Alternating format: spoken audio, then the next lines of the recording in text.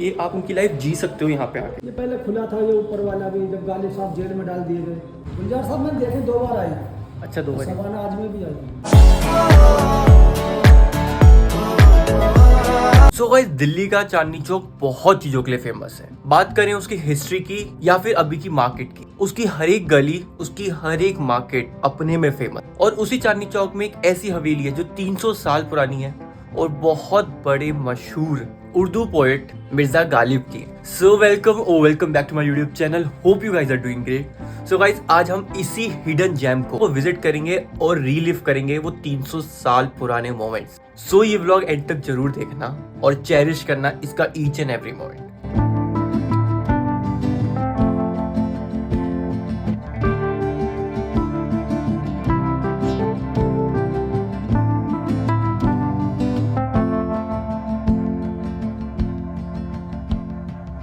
So guys, मैं पहुंच गया हूँ चांदनी चौक और यहाँ पे मैं उनकी जस्ट हवेली के बाहर हूँ, जो है ये देखो। तो इसमें ना ये भी लिखा हुआ है कि इन्होंने कितना टाइम इस हवेली में स्पेंड करा है। 1860 से 1869 तक थे ये इस हवेली में।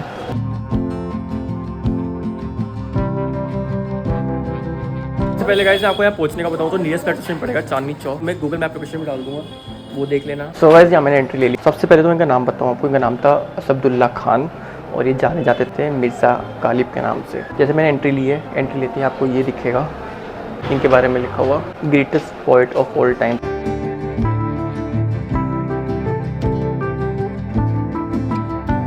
मैं आपसे ये वीडियो बना रहा हूँ और मिर्ज़ा गालिब जैसे बोला तो आप लोगों ने भी पक्का उनका नाम सुना होगा। बॉलीवुड में उनके नाम की शायरियाँ आपने बहुत सुनी होंगी। लता मंगेशकर जी ने भी बहुत बारी इनका जिक्र करा है, शायरी का यूज़ करा है अपने गाने वगैरह में। ये घुसते ही अलग रूम है यहाँ पे, तो पहले ये रूम देखते हैं इसमें क्या है।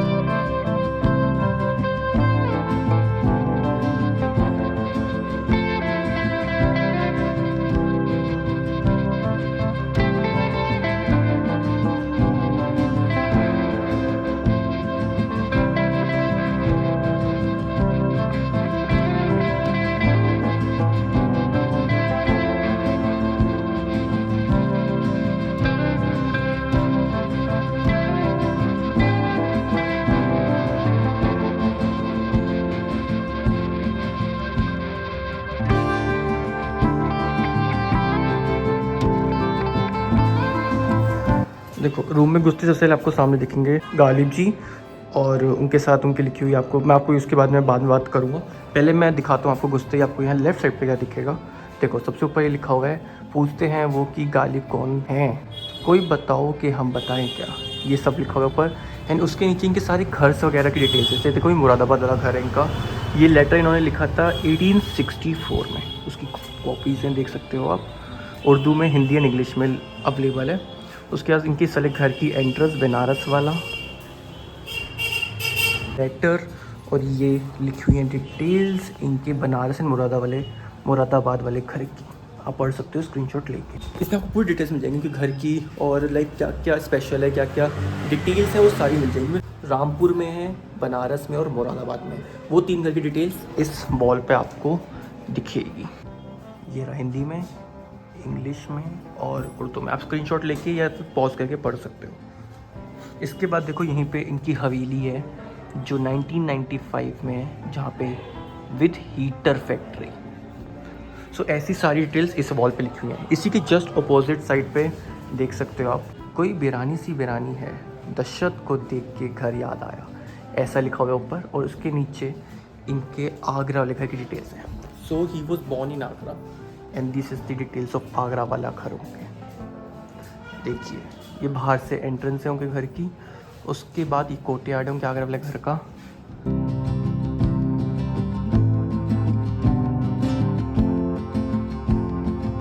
ये गालिब जी हैं अपनी हवेली की स्टडी में। उसके बाद यही आपको उर्दू, हिंदी एंड इंग्लिश में डिटेल्स मिल जाएगी उनके आगरा वाले घर की। सारी डिटेल्स मिल जाएंगी आगरा वाले घर की। उसके अलावा जो उनके बारे में डिटेल्स होंगी, गालिब जी के लिए जो उनकी लाइफ की डिटेल्स हैं, वो आपको उसके आगे अवेलेबल है उनके कपड़ों की रेप्लिका के साथ। ये उनके कपड़ों की रेप्लिका ऐसा कुछ दिखती थी उनकी आउटफिट्स।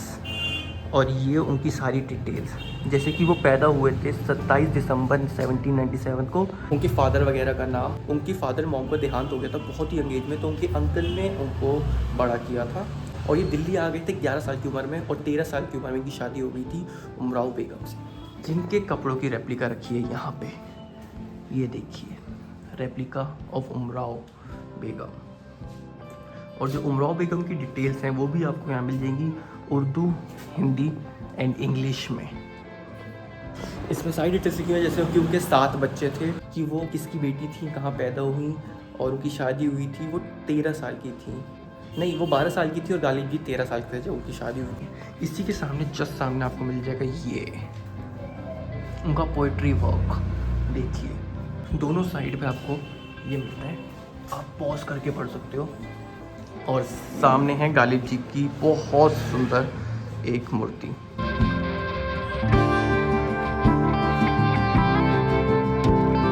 इन गेट्स वगैरह देखो यार, कितने शानदार गेट है यार यहाँ पे। और भी कुछ फैक्ट्स हैं इस हवेली के, जब आपको अभी बताऊंगा दूसरा रूम दिखाते हुए। बहुत प्यारी प्यारी बातें हैं इस हवेली के बारे में।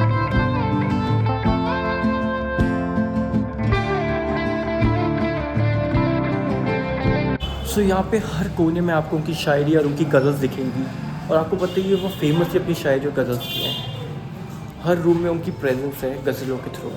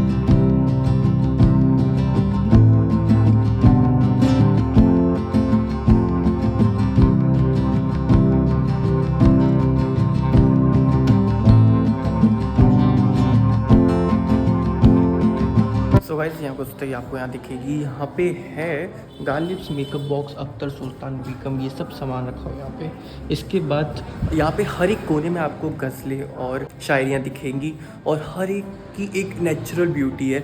और कहा जाता था कि जो इनकी गज़लें और शायरियाँ होती थी वो लाइफ लेसन्स दे के जाती थी, ऐसी ही रैंडम नहीं होती थी, बहुत इन्फॉर्मेटिव होती थी, बहुत डीप होती थी, और उनमें लेसन्स होते थे।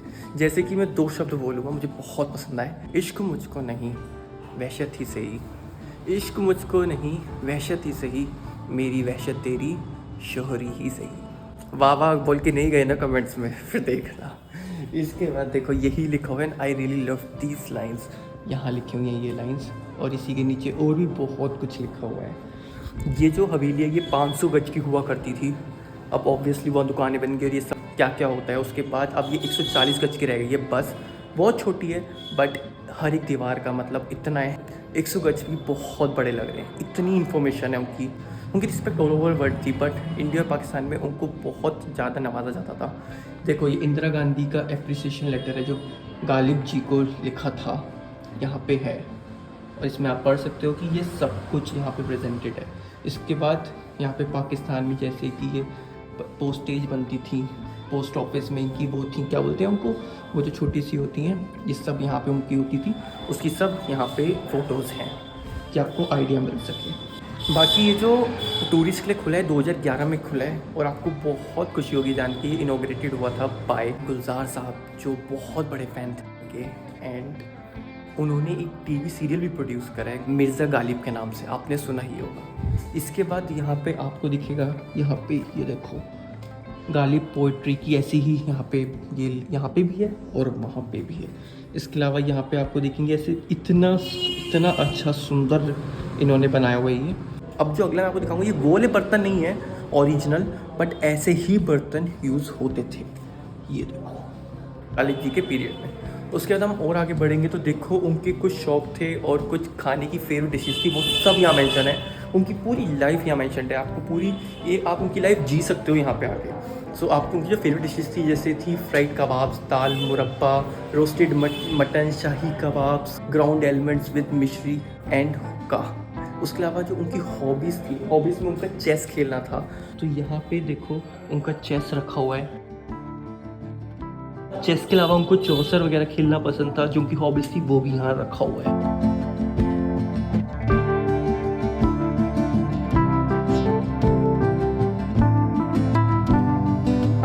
इसके अलावा कुछ बुक्स हैं जो उनकी लिखी हुई होंगी, ये मैं गेस मार रहा हूँ कि उन्हीं की बुक्स लिखी हुई होंगी। इतनी हिस्ट्री है ना, इतनी सुंदरता है इस छोटी सी हवेली में, इतनी सुंदरता है मैं आपको बता भी नहीं सकता हूँ। मतलब एक एक कोना इतना सुंदर है, कहा जाता है कि पहले डबल स्टोरी बिल्डिंग थी, अब ये सिंगल स्टोरी है, साथ में सब दुकानें वगैरह बन गई हैं, 500 गज से 140 गज हो गई है। But frankly what I felt is कि अभी भी इसमें इतना कुछ है। उनकी पूरी लाइफ एक्सप्लेन्ड है, पूरी लाइफ डिस्प्लेड है यहाँ। इसके अलावा मैं बाहर की तरफ आया हूँ तो यहाँ पे देखो, यहाँ पे सारा लिखा हुआ है। यहाँ पे इनका फैमिली ट्री है। ये जो राबिया स्कूल है ना सामने, राबिया स्कूल, राबिया वहाँ की लड़की थी इमराव बेगम। अच्छा यहीं की थी क्या वो? बिल्कुल। इमराव अच्छा बेगम। तो वो गालिब साहब में किराए पर रहते थे, उनके अच्छा। 7 बेटे थी वो। हाँ तो 7 बेटे वो उनके सामने मर गए, गालिब के सामने मर गए। अच्छा, कोई मतलब तो था नहीं। बारिश कोई नहीं बचा गालिब का। तो दुख में जो दर्द में वाइन भी पीने लगे, तो गालिब साहब ने लिखा, कहूँ किससे में कि क्या है सब बेगम बुरी बला, मुझे क्या अच्छा बुरा था मरना अगर एक बार होता, अगर बार बार मरने से मैं एक ही बार मर हाँ, ये मैंने भी पढ़ा। तो मेरे बेटे जो मर रहे हैं ये मुझे दुख सहन नहीं हो रहा, मैं ही मर जाता तो ही सही है। एक बार ही हो जाता। एक हाँ बार अच्छा, ही। ये है इसका मतलब। ये पहले खुला था ये ऊपर वाला भी, जब गालिब साहब जेल में डाल दिए गए बहादुर शाह जफर के साथ में, बहादुर शाह जफर का करके रजून भेज दिए गए जेल में। अच्छा जेल में डाला था इनको, मुझे ये नहीं पता। और इसी लाल किले में ये पहले खुला था ऊपर से, अच्छा ये बाद में लगाया तो जो हरी भरी चमकती थी हवेली ऐसे, जो बारिश का पानी आता था पूरा खुला होता था इसमें, ये हरा भरा पत्थर चमकता था, बिल्कुल ऐसे चमकते थे। तो गालिब साहब ने लिखा, उड़ रहा डरो दीवार पे सब्जा गालिब, हम बयाबान में और घर में बाहर, हम वीराने में पड़े, जेल में पड़े, और हमारे घर में बाहर आ रही है और हम उसमें पढ़े। अच्छा, इतना मतलब घर में भी तो लगी, का मतलब डीप मीनिंग है, जो सब चीज़ें लगी हुई हैं। बहुत हार्ड है। हाँ ये यहाँ लिखा हुआ है। और क्या कहते हैं, हरा भरा, ये यहाँ पे प्लांटेशन, अच्छा उड़ रहा depleted with plantation, wheels of my house Ghalib. अच्छा, ये खुला हुआ था ऊपर पूरा। ये गालिब ने एक तरफा प्यार में लिखा। ये मुजरा देखने जाते थे ना गालिब साहब इमराव जान के पास, हाँ जी। तो वो पूछती थी, वो गालिब साहब से प्रेम करने लग गई, तो वो उनसे पूछती थी, तो तुम गालिब हो? वो मना कर देते थे, मैं गालिब नहीं हूँ, मैंने गालिब को देखा है। अच्छा तो एक तरफा प्यार में लिखा, तेरे वादे पर जिए हम तो ये जान झूठ जानना, कि खुशी से मरना जाते अगर एतबार होता, अगर हमें पता होता तो हमसे प्यार करती हो तो हम तो खुशी के बारे हो मर जाते हैं, हाँ, हो जाते, इसलिए बताया नहीं था। बाद में पता चला। बाद में बताया। मुझे लगा था कि चारों तरफ मतलब इसकी कोई फेमस लगी होंगी, बट मुझे पता लग रहा है कि इनका सबका एक अलग मतलब है, इसी से रिलेटेड, यहीं से रिलेटेड। कोई मेरे दिल से पूछे तेरे तीर नीम कस, और एक हर मुझे तो ये भी बहुत अच्छी लगी, इश्क मुझको नहीं, ये हाँ मैडनेस पागलपन में लिखा हुआ, हाँ मैडनेस दे रहा है। मैडनेस है। हाँ हाँ, do not call it madness. आपने थोड़ी बातें बताई मुझे और अच्छा लगा, अब तो और इंटरेस्ट आ गया मुझे। मैंने कहीं पढ़ा था ये उनको किसी हाकिम ने दी थी ये हवेली। नहीं, ये किराए की हवेली थी उनकी। अच्छा। वो उनके ससुर साहब ने दिलवाई थी ना किराए पर, तो वो मर गए, इनको किराया भी ना दिया जाकर, ये कर्ज में ज़्यादा डूब गए, कर्ज भी पीते थे। अच्छा, ये फोरमैन की हालत में दिखाई दे गाली में। यहाँ ये गरीबी की हालत में ये वाली फोटो, वो गुलजार साहब ने प्रेजेंट करी है। वो तो अभी जब उन्होंने इनॉग्रेट करा है ना ये। गुलजार साहब ने देखे 2 बार आई, अच्छा, 2 बार। सबाना आजमी भी आई, फिर भाड़ नहीं जो परेशान करती है, भीड़ बहुत है और अंदर नहीं तो वो तो बहुत बड़े फैन है। हाँ, वो उनकी देन है सारी, ये गोयल विजय गोयल की और इनकी सारी इनकी देन है। उमा शर्मा आ गई, पहले फलराम साहब, पदम सिंह, वो सब। आप पता है बॉलीवुड में भी आप इनकी बहुत सारी गज़लें और शायरियाँ सुनते होंगे। इनका नाम भी बहुत मेंशन होता है, सुनते होगे, बट इनकी लाइफस्टाइल आई गेस आप फर्स्ट टाइम मेरे व्लॉग के थ्रू देख रहे होगे एंड आपने इन्जॉय किया होगा। एंड इन्हीं के साथ यहाँ पे मैं करता हूँ इस ब्लॉग की एंडिंग। होपफुली आपको ब्लॉग पसंद आया होगा। यहाँ पे पसंद आया तो लाइक कर देना, वीडियो सब्सक्राइब कर देना एंड जरूर शेयर करना अपने दोस्तों वगैरह के साथ। यहाँ पे विजिट जरूर करना, it's worth of your every single second, it's worth it. आपको 1 मिनट के लिए ऐसा नहीं लगेगा कि यहाँ पे आपका टाइम वेस्ट हुआ है। Thank you.